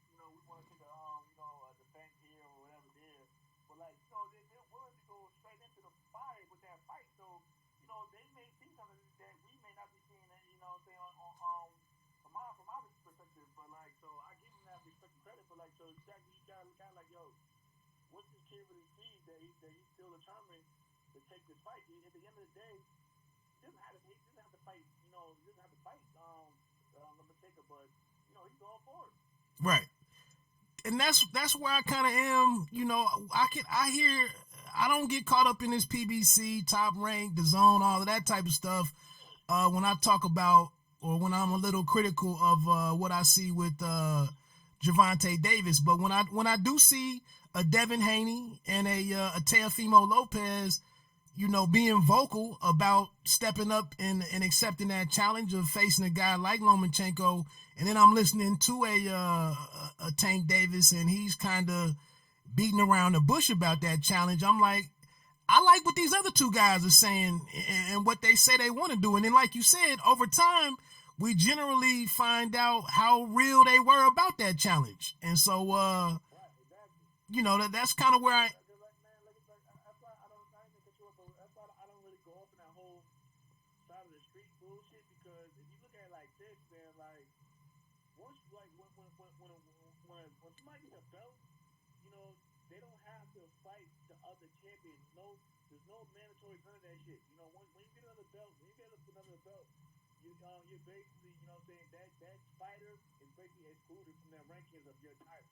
So like, if I get the WBO title, you get the WBC title, I'm not gonna be eligible to be ranked in the WBC, so I can't fight my way to become your mandatory. So that basically is a way for fighters to be like, they don't have to fight you, man. That's not, people don't realize that. Yeah, it's actually easier to make the fight since you both have titles, but at the end of the day, no sanctioned body can force you to fight another champion. They can't do it. And you know, man, that's some crazy ass rule. They can't force you to fight another champion. So you'll never see the IBF champion being the mandatory of a WBC champion. It's not happening like that, man. Unless you was like a champion on resets or whatever, and you try to get your belt back, yeah. That's the only way it happens. But like, so like, that's what I meant by like, your people doesn't have to fight. He doesn't have to fight Lomachenko. He can just go out there, main title defense if he wants, and go on his happy way. But for him to be like, nah, I want to go from, you know, from this fight and go straight into, you know what I'm saying, a matchup, that says a lot about his character. That's what I mean. But the whole side of the street match, also like me and Berchelt. Like I said, he jumped in the ring live on my title and said he wanted unification, which could have easily been made because we understand my brother. But like saying like, they can't force, like the promoter, the managers, they can't force me. They can't force to fight. They can't force to fight me and vice versa. You know what I mean? Because like I said, he's under a whole different sanction body. So like the only way they will fight is if he agrees that okay, we'll fight. And I was all for it. You know what I mean? I'm still all for it now. But like it's the only way we can actually make these fights. And that goes on even for champions and other promotional bodies. They have, like I say, even when you put out with Tank, they gotta be vocal, man. If they want to fight the champions, you know, it can't be done. You know what I mean? If you really push for it, if both sides really push for it, the promoters can only do with so much, but go down with the other promoter and work things out. There's a lot of things that people get confused with boxing. It don't matter. It doesn't always matter who you're being promoted by. If you really want to fight somebody, you can make it be known it can happen. Like I said, Tyson Fury and Deontay Wilder are a prime example. They wanted to fight each other. They made it known, and it's happened. Right, and I'm glad Ronald Finkley hit on it with Berchelt. And you just mentioned him. I feel like, you know, I'm seeing Berchelt pop up in some pound for pound list, but he's a fighter that I don't really see. Like, I need to see him. And like you said, if he did jump in the ring with you, and then like there was, you know, immediately there was like no follow up on a fight being made, and it's like, well, come on, bro, like you're here with a belt. What are you doing? And then it's another situation, which is one of my least favorite things in the game, is where a guy comes up from a lower division and then a champion faces that guy.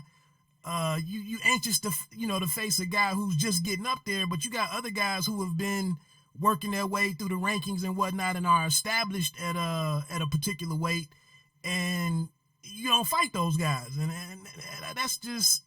That's nothing I want to point out. Even when you look at the Oscar Bobby situation, like anyone that's smart, that paid attention to how these technical bodies work, the WBO. If you have a WBO title at a weight class and you decide to move up or move down, you basically automatically get, you basically become the number one contender for that title.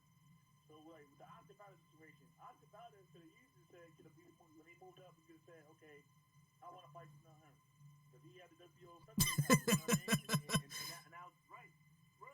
That's what I'm trying to say. A lot of people let so many things go over their heads, but you know what I'm saying? I'll keep everything. Like it's crazy. Like he went from basically being because right now, if you go look, he's still my mentor. He's still my mentor. So he can easily, you know, say, oh, I want to fight Jamel Herring, but like that, these guys, they're not gonna do that, man. And it's like that's what I'm saying. Like I thought I really go on to the side of street match because even guys within your own promotional body, they, you know what I'm saying, if they don't like they can't be forced to fight you, man. And so they'll find ways to go the other route. I'm not knocking, you know what I'm saying. I think Oscar Valdez and Patrol, you know what I'm saying, it's gonna be entertaining fight, you know what I mean? So as a fan, I'm not gonna knock it. Hey, you gotta go out there and do what you gotta do, get your money, whatever, however you get it. But like, I don't like the fact when these fighters though, they make it when they be in question on why they don't fight this person, that person, they go out there and lie and make excuses. That's not don't respect. I'm not saying that. I'm not saying that Oscar did that because I thought Oscar's a cool dude, but like people need to pay attention to like what goes on also behind the scenes and how the business of boxing works. Like I said, man, I'm not stupid. Like basically, if I pretty much for me, if I wanted to move to 135, I basically get a guaranteed shot of fighting Lomachenko. You feel what I'm saying? Right. So like that's how the WBO works. But that's how it works for. That's how I know it works for a fact. Because even when Blood moved from 140 to unifying, he automatically got a son of Jeff Horn. Regardless, you know, we all seen that Jeff Horn they were trying to do everything not to fight Bud, but you know what I'm saying? The WBO had that golden rule. Like, hey, you got a title. If you're a title holder, you got one of my belts. You automatically get a shot at the next guy up. Because you see right now with Usyk trying to fight Anthony Joshua. So like he had that right. So people are looking like people always ask, hey, why is it that Usyk automatically gets is mandatory and he just moved up? Because man, y'all gotta pay attention to the rules and these taking the bodies, man. It's crazy at times, but that's their rules. You know what I mean? So like there's a lot of things that go on behind the scenes, and like I said, with with Joe, their fight could have been easily made because we're both in the same promoter, we both have world titles, and you know, the sanctioned bodies would actually step aside. They would have stepped aside our mandatory to make that fight if we wanted to make the fight, but you know his team didn't want to do it, so it is what it is. That's another reason why I'm taking this Franklin fight because even within my own promotion team. It's still hard for me to get these fights, bro. That's what it is. But like I said, I don't stress it. I just like that. That's why I said I'm just taking, you know, say one fight at a time and just going from there. Yeah, to see Burchell close out the year against Jason Sosa and whatnot. You know, like I said, and I see his name popping up on pound for pound list, and I'm like, dude is just out here like lurking in the shadows or something. Like, what are you doing? And I'm not, like you said, if you have a rule out there such as the WBO that makes that possible, where you can move up and challenge, I completely get that. The IBF rule about the second day weigh-in, and they enforced. I completely understand that and get that. But like you said, some of these other moves that we see happening, you know, where there is no, you know, it's not in the the bylaws or the guidelines or whatever. Yeah, that's a little shaky. Exactly. So how do you feel? I know Top Rank mentioned the need or part of their strategy moving forward was to explore fights in other countries and whatnot because of attendance. I'm not trying to say, I don't want to get into the details of, you know, live gates and attendances, who's doing what, TV numbers and all of that. But you know, you being a world champion and earning this thing, and now you got to go to Belfast. I mean, it sounds like you're embracing that and being positive about that. But you know, just what's your thoughts? You know, of going over there and you know, having to defend your title away from your home soil.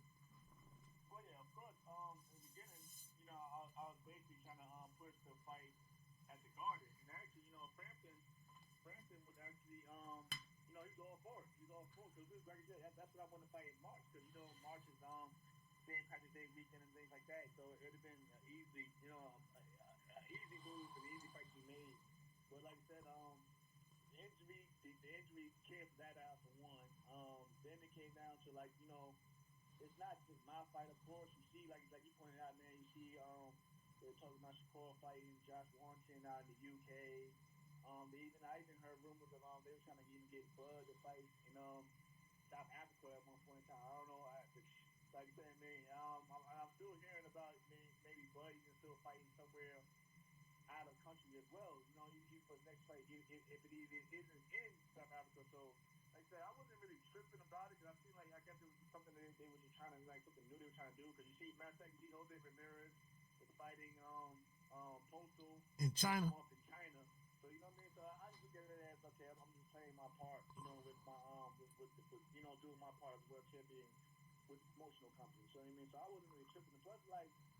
I believe so much in my abilities, so I wasn't really worried about the whole going to Belfast, even if it is Carl Frampton's backyard, because I feel like at the end of the day, I think I have more in me than Carl Frampton does at his career at times, especially from what I've seen from the last fight. And so you gotta be honest with yourself and take all sorts of things into that, and going into fights and how you looking into the future, whatever. But like, yeah, man. I mean, I seen that. What I'm saying, like you said, the outcry. People were thinking that these fights are happening because ticket sales or attendance and like that. Like I said, I don't really get into all that, but I can understand. I understand where the fans are coming from. But like me, like I'll be sure. Like I said, as long as you, I told them, as long as the judge and everything is on fair ground and you basically, like, let's be honest, as long as you pay me. I'm cool. You know what I mean? Like, hey, listen, we can book a ticket, but like I said, like, you know what I mean? Like, I was already, promised to get paid well on the fight to begin with, but like, since I had to wait longer, as I'm saying, like, Bob Arum personally pulled me over the side and was like, thank you for your patience. We're going to make sure that we take care of you in terms of your on your personal things. So I'm like, it is what it is, whatever. You know what I'm saying? But like me as a fighter, I just want to fight. At the end of the day, I just want to fight. But like, as long as you know what I'm saying, give me my fair shake and what I'm saying, take care of me financially, I'm cool. Yeah, I mentioned that. I ain't gonna hold you up, man, because I like to get into your kind of the matching up with Frampton, but we'll say that for another time. Like I said, we went a little longer. Hadn't had a chance to rap with you since you got the title. You've obviously defended it once with the Lamont Roach fight. To anybody in the chat, man, please hit that like button. I appreciate everybody that tuned in. I hope this interview was worth your time. I think, like I said, Herring is definitely one of the fighters out there who can speak on the game, answer questions in an informative and entertaining way. And if people are liking the videos and tuning in and the way that for the duration of the videos, it's a way for me to bring other fighters on the show and actually get people to come in where we can have these types of discussions. And it's not you get to learn a little bit more about what makes you guys tick, what you go through, and what can't happen in a 5-minute segment in between fights on ESPN or Fox or anything. So again, please hit that like button, help me out with growing the audience and being able to step to somebody, send them an email or a text, and convince them that coming on shows like this is worth somebody's time. So I appreciate you. I just reached out to you yesterday and appreciate you taking out some time from the family and whatnot. I think you got a teenager that's learning how to drive right now or something. Yeah, press me, man. Press me, bro. That's all, love. Like I said, man. Like I said, man. We just almost 2 hours. So like I said, it's no thing with me, man. Like I'm not one of those fighters. If I got time, I'll do it. You know what I mean? So like, hopefully, like I said, when the fight gets announced, like I said, if you want to speak about the matchup and everything like that, we can speak about that. You know what I'm saying? In another interview as well. Okay, appreciate it, man. Have a good day, man. And like I said, I'll continue to watch what's going on. I wasn't even aware of the fight in Louisville tonight because I probably would have headed down there myself. So, it is what it is. But have a great one, man, and thanks for your time. You too, man. Take care of you, bro. All right. Hey, like I said, appreciate everybody that checked out the live stream today and the participation. I got other people that I'm trying to bring on and kind of contribute to the sport in the way that I aim to do so. Getting a guy on, I think that's the only world champion that I've had on a live stream at least. So I'm not gonna say too much more. We got great fights tonight. The Julian Williams card over on Fox Sports. I think the way that they're staggered tonight, or usually when there is a card on Fox Sports, I think it's on TV a little earlier so that there is no. That's one of the beautiful things about fights being on Fox is the likelihood that fights are gonna go beyond midnight. It seems like they have to, I guess, for local news purposes and whatnot. It's like I said, we're not going to get a fighters entering the ring at midnight or after midnight and whatnot. So that's one of the like I said, a major plus for me myself, especially if I'm doing a write up on the fight or if I want to jump on here and do a live stream and whatnot. Also, like I'm very interested in seeing the situation with Michael Seals tonight against Eleider Alvarez over on ESPN. I know that card itself is not that, it's not a lot of, it's not the biggest names and whatnot. Although that Verdejo and Rojas fight, like you just mentioned, Ronald Finkley, that's a pretty interesting fight. Finkley, you watch them all, bro. I respect your, your attention to up and down the weight classes. I think one thing that I've kind of moved away from over the last several months is my focus on super bantamweight, junior featherweight, super featherweight. While some of these other fights can be made, I'm learning about fighters in different weight classes that I really didn't have much of appreciation for. I think we just got some great news this week with the one with my man. I was switching that up right there with Chocolatito. This fight that's coming up for the 29th? I think the 29th in Frisco, Texas, with Mikey Garcia and Vargas. That card is shaping up to be phenomenal. So that's what Chocolatito and Yafai being added on there, and then everything else that's on there already. So when we can't get these marquee bouts, these marquee matchups that we want, I'm down here learning about a lot of different fighters that I really wasn't too keen on, a year and a half ago, 2 years ago and whatnot. So that's that. I may come back on tomorrow morning and do a recap of tonight's fights, maybe.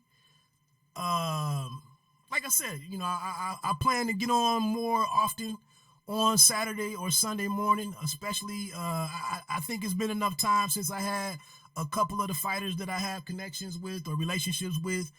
It'd be great to get Josh Greer Jr. back on here. I think he has an announcement coming up in a couple of weeks. To be dope to talk to him and see what his 2020 is looking like. He's in a phenomenal division in terms of the champions that are out there that he could potentially face, and he is a guy that's up in those top 5 slots in the sanctioning bodies. He also just moved back home. I think he's moved back, rekindled his relationship with George Hernandez. I kind of be interested to see what prompted that. I do think the old Josh Greer was more offensive minded. I don't know what was going on with him and the Pullman cat, but it just seemed like his the fluidity of his offense kind of declined or decreased. Saturday mornings, CC, I like Saturday morning a lot. I do prefer Saturday morning. It just could be contingent on if I'm able to get guests on. If I could get guests most of the weekends, then that would be worth it. But it seems like with the fights being on Saturday night, I'd probably do more shows on Sunday if I got to come on here and break down fights and break down the cards and whatnot. It seems like it'd be time better spent on Sunday morning. But if I know I can get a trainer or a fighter on or a decent writer on, just week to week to come on the following Saturday and talk about fights from 7 days ago, you've heard everybody, ramble on and say what they had to say about those things. So that's kind of why Sunday is kind of what I'm circling as a day that I will come on. But again, last night we had the and I forgot, we talked for 2 hours and I completely forgot to bring up the Showbox card, which was a little uneventful last night. The Vladimir Shishkin fight was pretty. It was just boxing. Big night from Shojahan Ergashev.